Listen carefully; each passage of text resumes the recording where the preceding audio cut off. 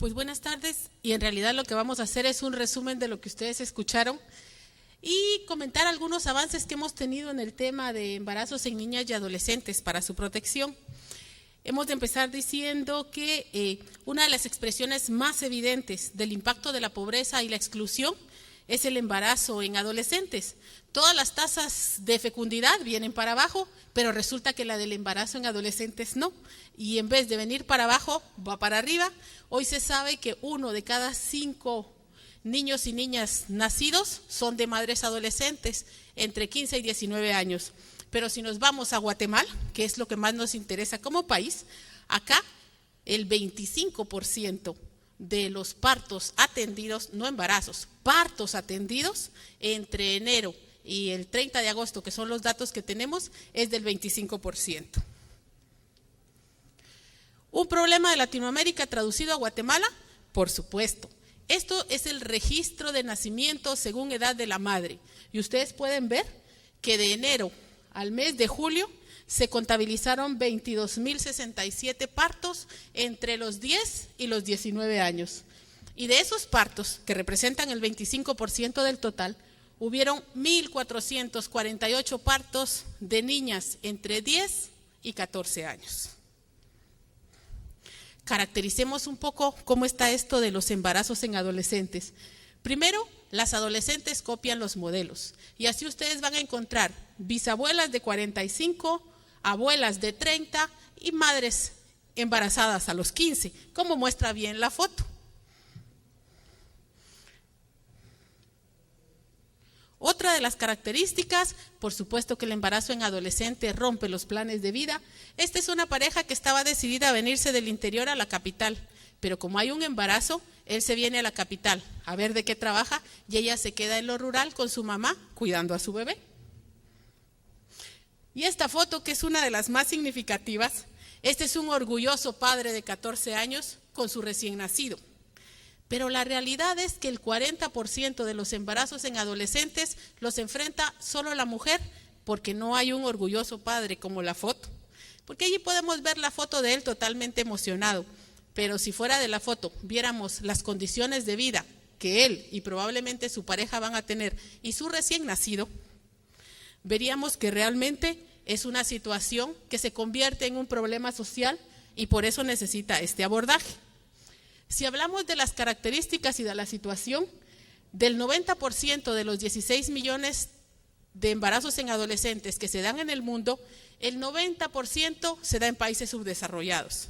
Y ahí tendríamos que dar un paso al frente, porque hay que ver como Guatemala, los indicadores en salud sexual y reproductiva más preocupantes de toda la región, los tenemos nosotros. Hay una triada, digamos, que se ven los embarazos en adolescentes. Las embarazadas adolescentes, primero, van a ser pobres. Está totalmente relacionado y estudiado. Son pobres, tienen menos acceso a la educación y viven en ciudades urbano-marginales o viven en comunidades rurales también. ¿Cuál es la caracterización de los embarazos en adolescentes? Yo diría que tenemos que dividir en dos los embarazos en adolescentes. No es lo mismo tener un embarazo en una niña de 11 años que tener un embarazo en una adolescente de 17. Y es que la causa del embarazo también va a ser diferente. Entre 15 y 19 años hablamos de prácticas culturales. Sí, en muchas de las comunidades a los 17 años ya se es vieja para encontrar pareja. Hablamos de pobreza y de inequidad social. Hablamos de no educación sexual, hablamos de la condición de género, donde el único aporte que estas mujeres pueden dar a su comunidad es el tener hijos, porque ese es el modelo en el que han sido creadas, y hablamos de un factor importante que tiene que ver con políticas públicas, que es el poco acceso a servicios de planificación familiar. Sin ir muy lejos, si ustedes leyeron la prensa de hoy, la recién nacida que se salvó del accidente de tráfico, la mujer que falleció ayer, tenía 8 meses de gestación, y era su tercer bebé.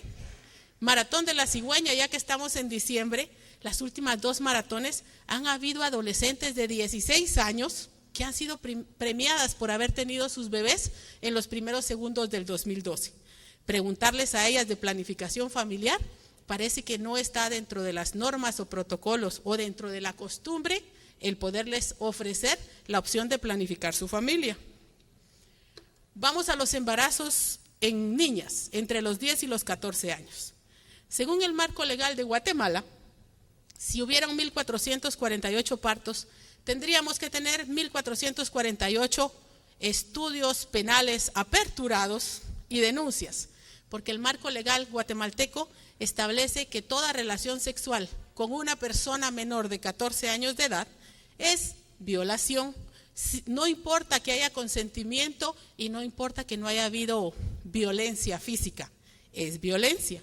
Entonces, en el caso de las niñas entre 10 y 14, van a ver ustedes los mismos factores: prácticas culturales, pobreza, inequidad, condición de género, pero a eso agreguen el tema de violencia sexual. Y piensen por un momento en una niña de 10 años, que se imaginan ustedes el tamaño que tiene la mayoría de niñas de 10 años de las comunidades guatemaltecas, con su papá, su padrastro, su abuelo o su tío encima de ellas. ¿Cuál tu capacidad de poderte defender y de poder reconocer que es violencia sexual lo que está sucediendo? Porque la foto que nos mostraba la doctora Connie puede verse en 1.448 partos. Y les comparto, porque nosotras tenemos observatorios departamentales, que cada caso de un embarazo en estas niñas menores de 14 años es un dolor, porque está implicada la familia, la comunidad, el crimen, servicios de salud que no reportan, Ministerio de Educación que no tiene nada que ver con el tema de educación sexual, y a eso agréguenle un sistema de justicia que, aunque se ponga la denuncia, de todos modos no actúa en favor de la niña. Les traigo la definición de violación. Esta es el decreto 9/2009, es la ley contra la violencia sexual, trata y explotación de personas, y allí dice claramente: quien con violencia física o psicológica tenga acceso carnal, vaginal, anal o bucal con otra persona o le introduzca cualquier parte del cuerpo o objeto por cualquiera de las vías señaladas u obligue a otra persona a introducírselos a sí misma, es violencia. Y siempre se comete este delito cuando la víctima sea menor de 14 años, cuando tenga algún problema cognoscitivo, aun cuando no medie la violencia física. Cuando hemos hecho actividades, a veces con las direcciones de área de salud, los colegas dicen: pero mira, si ella tiene 13 años y la pareja 15, no importa, no estamos para juzgar.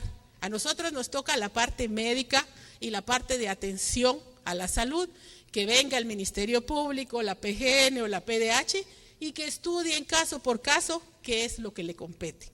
Pero lo que es importante para nuestro gremio, para el sector médico, es que si vemos una niña menor de 14 años con un embarazo, eso se llama violencia sexual. Y tenemos la obligación de notificar y de denunciar. Los hijos nacidos de madres adolescentes, no voy a repetir eso porque ya lo habló bastante bien la doctora, pero si ustedes agarran la revista del Colegio de Médicos, la que nos dieron cuando nos inscribimos, ahí aparece el estudio del ICS y dice que las adolescentes tienen el doble de riesgo de tener bebés con bajo peso al nacer y de una cesárea. Vámonos a los números, porque las implicaciones del desarrollo también son financieras. ¿Cuánto le cuesta el presupuesto del Ministerio de Salud atender una cesárea y un recién nacido en alto riesgo? Y normalmente estos partos de adolescentes tienen esas complicaciones. Hablemos de los factores protectores. Ahora se sabe que no es suficiente solo con que la niña llegue a 6º grado primaria, porque ese no es un factor protector. Tenemos que hacer que las niñas en Guatemala cursen el ciclo básico y ese sí va a ser un factor protector para el embarazo. También tenemos que pedir que las leyes en relación a educación integral en sexualidad se cumplan, porque no es lo mismo ser víctima de violencia sexual con información que sin información. La prensa de hace como 3 semanas, había una niña de 12 años en Jalapa que cuando tuvo una clase de educación sexual se dio cuenta que había sido violada por su maestro de física, que tenía 35 años, que le decía que él era su novio. Cuando la niña recibe la información, entonces realiza la denuncia con su mamá y con su maestra, y ahora el profesor obviamente está preso, porque no hay medidas sustitutivas para la violencia sexual. El acceso de adolescentes a información y servicios de anticoncepción. Si caracterizamos el embarazo en menores de 14 años, no son violaciones fortuitas. No es violación que van por la Roosevelt, le vienen los tipos, casualmente ella está por allí y es víctima de violencia. No, hablamos de violencia sexual continua. Niñas que según los estudios que nosotros hemos hecho en los departamentos, desde los 6, los 7, los 8 años, han sido víctimas de violencia sexual sin saberlo. Y fíjense bien que estamos reconociendo la punta del iceberg porque estamos viendo solo aquella violencia sexual que se traduce en embarazo. Todas las que no se traducen en embarazo, tenemos una gran montaña que tenemos como sociedad civil que reconocer y que empezar a buscar medidas para su reducción. Las barreras interrumpen proyectos de vida, genera abandono escolar, el ciclo de la pobreza. Sí, el embarazo en adolescentes incrementa el ciclo de la pobreza y para nosotros como Guatemala también incrementa la desnutrición. Hay una fuerte sanción social hacia la niña, ya seamos médicas o seamos maestras, trabajadoras sociales, psicólogas, vemos a alguien víctima de violencia sexual y a veces por formación tendemos a juzgar, a prejuzgar o a culpabilizar a esa persona. ¿Es un problema social que afecta solo a las mujeres? Sí, porque hay 1.448 partos en menores de 14 años y no hay 1.448 culpables. Y si nos vamos al sector justicia, hay un embarazo, tiene menos de 14 años, hay un bebé al que se le puede hacer la prueba de ADN, no debería ser tan complicado realmente seguir estos procesos. Políticas públicas, tenemos un marco legal vigente que apoya totalmente la prevención de la violencia, la educación sexual, los servicios de planificación familiar. En este momento podemos compartir que tenemos avances porque Ministerio de Salud, todo embarazo detectado en menor de 14 años está siendo notificado y está siendo llevado al organismo judicial, Ministerio Público y Procuraduría General de la Nación. ¿Qué nos falta? No solo que las niñas no se nos mueran en el momento del embarazo o del parto, sino poderles ofrecer la oportunidad de continuar y de tener un plan de vida. Les puedo contar rápido el caso de una niña de Petén de 10 años. Eso pasó en abril, cuando la niña de 10 años, víctima de violencia sexual, no se muere, hay una cesárea, pero después que nace la bebé de 4.5 libras, ¿quién le iba a dar leche maternizada a esta niña? Si la familia era la abuela, que tenía 30 años, la niña, que tenía 10, y ahora la recién nacida, a buscar dónde vivir, a buscar quién dará leche maternizada, nada que ver con tratamiento psicológico, una atención integral o quién va a velar por esta familia. Por último, la inversión en adolescentes realmente es obligatoria desde el punto de vista intergeneracional, sobre todo si consideramos la exclusión y la pobreza que genera. Hemos hecho talleres de trabajo con la Secretaría contra la Violencia Sexual, Explotación y Trata de Personas, que es la SBET, y se ha logrado que todo embarazo en menor de 14 años sea identificado, sea denunciado.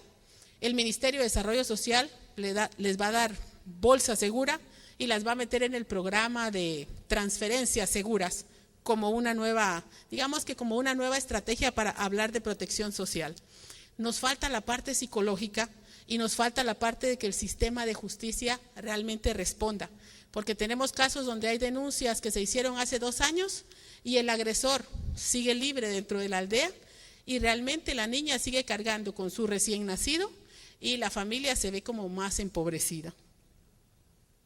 Les traje una foto de una niña guatemalteca y es que la adolescencia, así como decía Rubén Darío, juventud divino tesoro, te vas para no volver.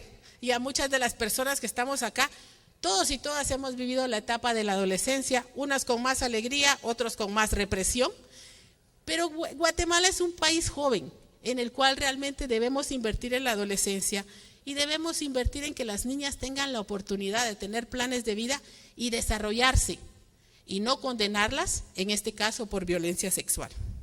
Gracias.